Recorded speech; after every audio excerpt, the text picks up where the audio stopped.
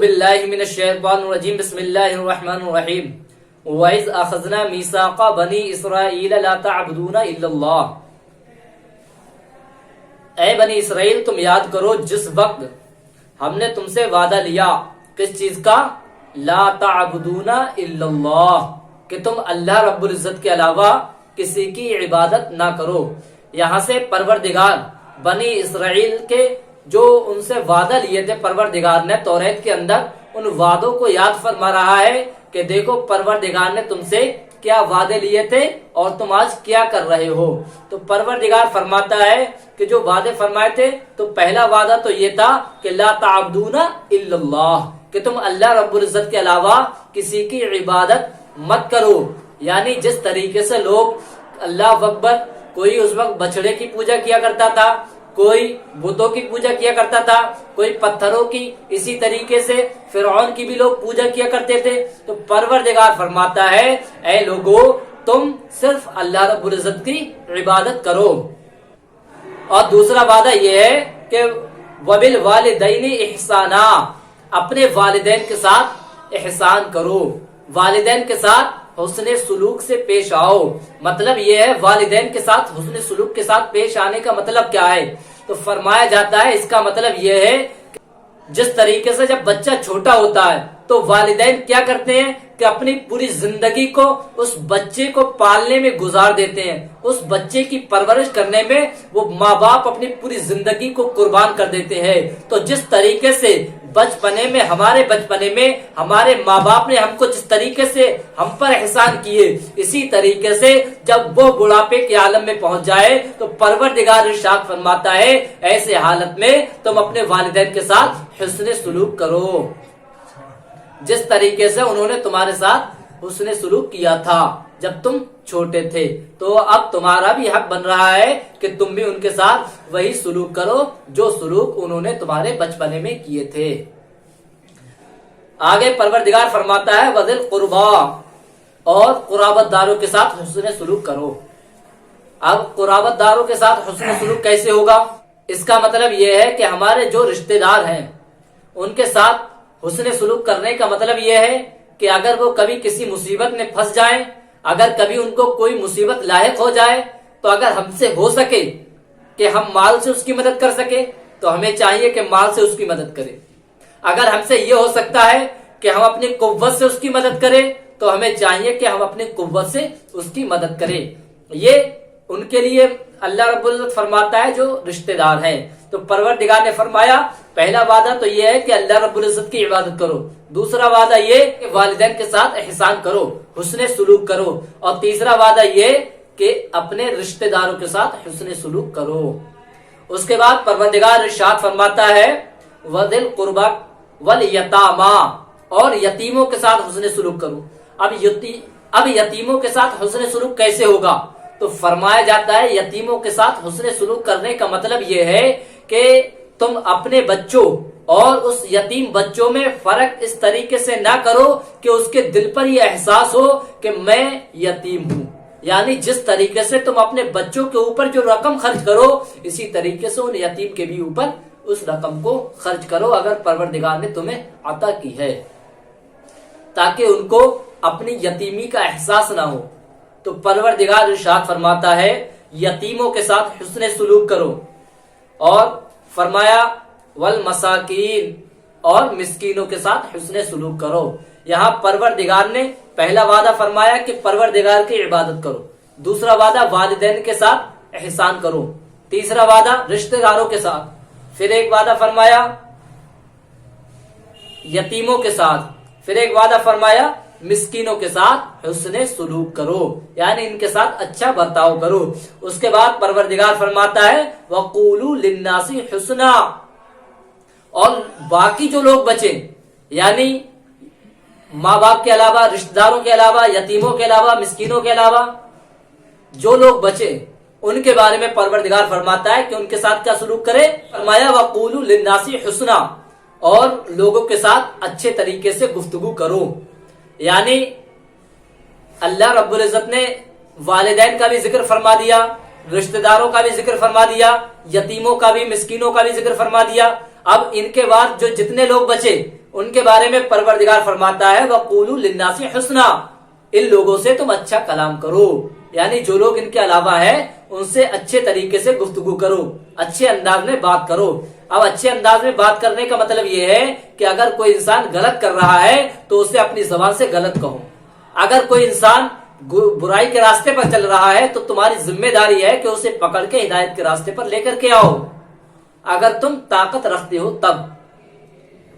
تو یہ حسن سلوک کا مطلب ہے، اچھے انداز میں گفتگو کرنے کا یہ مطلب ہے۔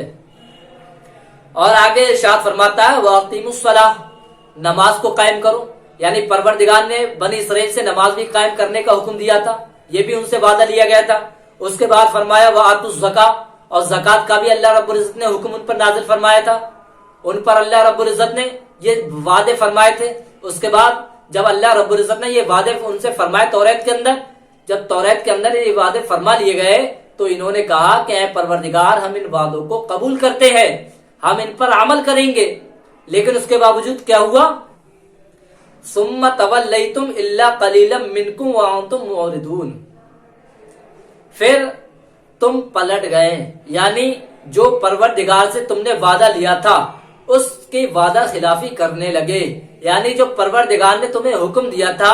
والدین کے اللہ کی عبادت کرو، والدین کے ساتھ حسن سلوک کرو، یتیموں کے ساتھ حسن سلوک کرو، مسکینوں کے ساتھ اللہ اکبر، اسی طریقے سے نماز پڑھنے کا حکم دیا تھا، زکوٰۃ دینے کا حکم دیا تھا، تو یہ جو اللہ رب العزت نے وعدے فرمائے تھے یہ لوگ وعدہ خلافی کرنے لگے، تو پروردگار وہی بیان فرماتا ہے ثم تولیتم، پھر تم پھر گئے، یعنی اس وعدے سے پھر گئے، الا قلیلا منکم، مگر تم میں سے کچھ لوگ، یعنی کچھ ایسے لوگ تھے جو اس وعدے سے نہیں پھرے تھے، یعنی جو اپنے اللہ رب العزت کی عبادت کیا کرتے تھے، اپنے والدین کی فرما برداری کیا کرتے تھے، رشتہ داروں کا حق جانتے تھے، یتیموں کا حق جانتے تھے، وہ تمام جو اللہ رب العزت نے وعدے فرمائے تھے، نماز بھی پڑھتے تھے، زکوٰۃ بھی دیا کرتے تھے، تمام پروردگار کے وعدوں پر عمل کیا کرتے تھے، یہ وہ لوگ تھے جو اللہ اکبر بنی اسرائیل کے عالم تھے، اور جو قرآن جنہوں نے توریت کے اندر تبدیلی نہیں کی تھی، جیسے حضرت سلمان فارسی رحمۃ اللہ تعالی علیہ اور حضرت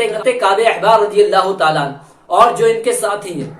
ان کے بارے میں پروردگار فرماتا ہے الا قلیلا منکم، مگر ان میں سے کچھ لوگ، یعنی کچھ لوگ ایسے ہیں جنہوں نے وعدہ خلافی نہیں کی، اور فرمایا وانتم معرضون، اور تم لوگ پلٹنے والے ہو گئے، تم لوگ اپنے وعدے سے اعراض کرنے والے ہو گئے، اپنے وعدے کے خلاف کرنے والے ہو گئے، وعدہ خلافی کرنے والے۔ آگے پروردگار فرماتا ہے وَإِذْ أَخَذْنَا مِيثَاقَكُمْ لَا تَسْفِكُونَ دِمَاءَكُمْ، یہاں سے پروردگار پھر وعدے کا ذکر فرما رہا ہے کہ اے بنی اسرائیل تم یاد کرو میرے ان وعدوں کو جو میں نے تم سے فرمائے تھے۔ کون سے وعدے؟ یعنی پروردگار فرماتا ہے جب میں نے تم سے فرمایا تھا لا تسفکون دماءکم، کہ تم آپس میں خونریزی مت کرو، ولا تخرجون انفسکم من دیارکم، اور تم آپس میں ایک دوسرے کو ان کے شہروں سے نہ نکالو، ان کے گھروں سے نہ نکالو، ثم اقررتم، پھر تم نے اس چیز کو قبول کیا، تم نے اس چیز کا اقرار کیا اس وعدے کا، وانتم تشہدون، اور تم اس چیز پر گواہ بھی تھے، اس وعدے پر گواہ بھی تھے۔ یعنی پروردگار نے جو تم سے دو وعدے فرمائے، ایک یہ کہ تم آپس میں ایک دوسرے کو قتل مت کرو، اور آپس میں ایک دوسرے کو ان کے گھروں سے انہیں باہر نہ نکالو، ان کو ان کے گھروں سے نکلنے پر انہیں مجبور مت کرو، تو پروردگار نے ان سے یہ دو وعدے فرمائے تھے، تو انہیں دو وعدوں کے بارے میں پروردگار فرماتا ہے کہ وانتم تشہدون، تم ان وعدوں پر گواہ بھی تھے، ثم انتم ہؤلاء تقتلون انفسکم، پھر تم ہی ہو کہ تم نے آپس میں ایک دوسرے کو قتل کیا، وَتُخْرِجُونَ فَرِيقًا مِّنكُم مِّن دِيَارِهِمْ، پھر تم میں سے ایک گروہ نے دوسرے کو ان کے گھروں سے باہر نکال دیا، انہیں ضلع وطن کر دیا گیا، تظاہرون علیہم بالاسم والعدوان، اور تم نے گناہ اور زیادتی پر ایک دوسرے کی مدد کی۔ معاملہ یہ تھا کہ اس وقت اللہ اکبر دو قبیلے تھے، ایک بنو قریظہ کا، ایک بنو نذیر، یہ آپس میں بھائی تھے، لیکن اللہ اکبر ان کے درمیان ہمیشہ جنگ و جدال رہا کرتا تھا۔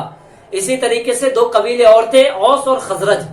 ان کے درمیان بھی آپس میں جھگڑا چلتا تھا، اور اس کے علاوہ بھی اور قبیلے تھے، لیکن اللہ اکبر جب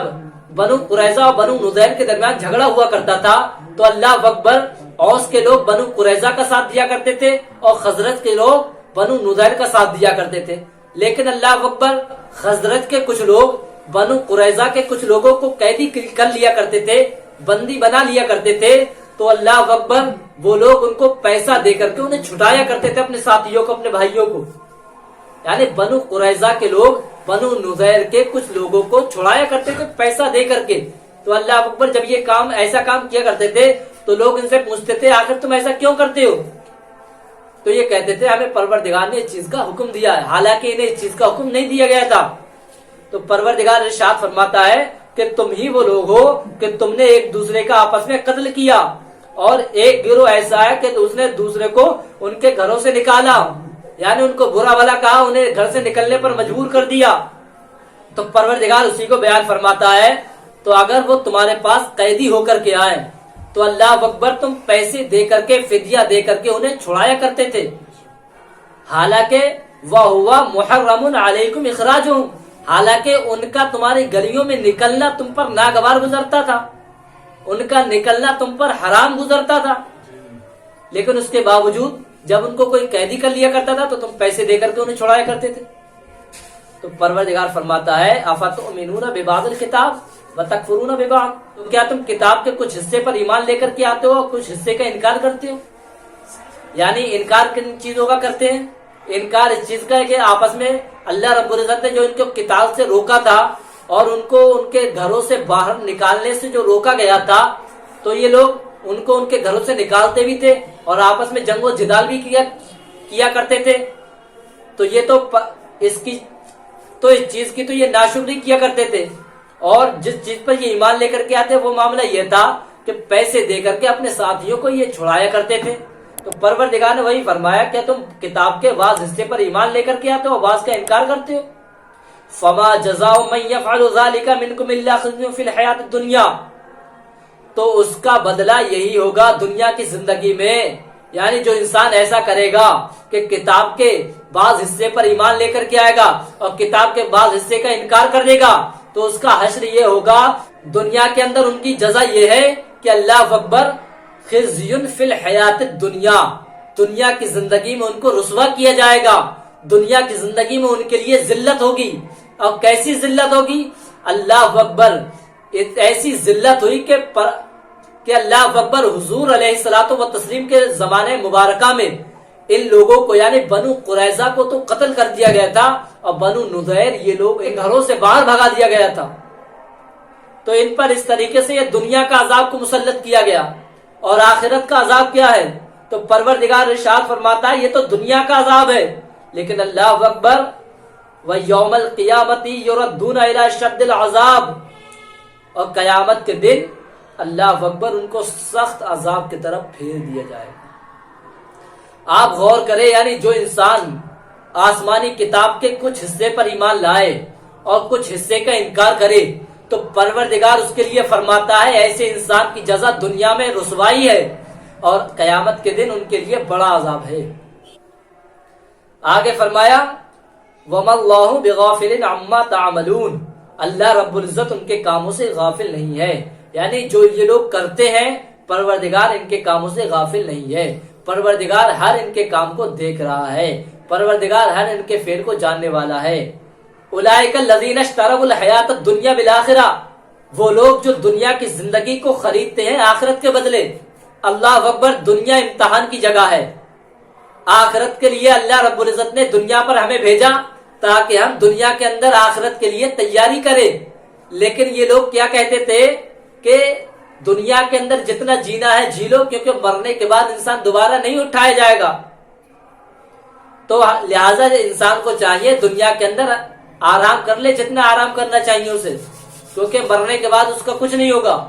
تو اللہ رب العزت ایسے انسانوں کے بارے میں ارشاد فرماتا ہے وہ لوگ جو دنیا کی زندگی کو خریدتے ہیں آخرت کے بدلے، فلا یخفف عنہم العذاب، تو ان پر بھی عذاب میں کوئی تخفیف نہیں کی جائے گی،